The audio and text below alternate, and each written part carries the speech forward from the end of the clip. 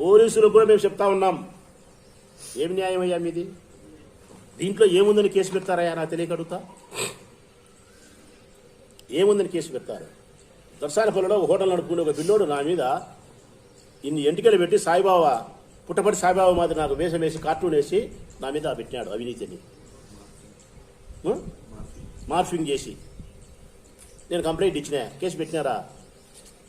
నిన్న పెద్ద ఆయన నన్ను వరే అన్నాడు, ఎంటిక వీక్కు అన్నాడు, కేసు పెట్టినారా?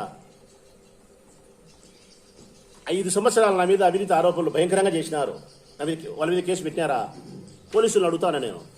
ఎట్లా కేసు పెడతారు దీని మీద? ఏముంది దీంట్లో? అనుచితమైన వ్యాఖ్యలు ఏమున్నాయా చూపి.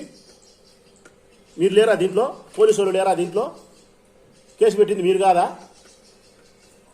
తెలుగుదేశం పార్టీ అభ్యర్థి కాదా ఇతను శ్రీనాథు?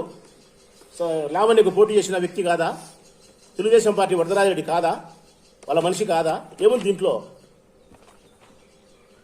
అంటే ఈ రాష్ట్రంలో వ్యక్తికి స్వేచ్ఛ లేదు, భావ స్వేచ్ఛ లేదు, ప్రకటన స్వేచ్ఛ లేదు, వాక్ స్వాతంత్రం లేదు, అంబేద్కర్ రాజ్యాంగం లేదు. అంబేద్కర్ బతికి ఉంటే 100 సార్లు చచ్చిపోతాడు. ఈ రోజు కానీ అంబేద్కర్ గారు బతికి ఉంటే ఈ రాష్ట్రంలో జరుగుతుండే రెడ్ బుక్ రాజ్యాంగాన్ని చూసి 100 సార్లు చచ్చిపోతాడు.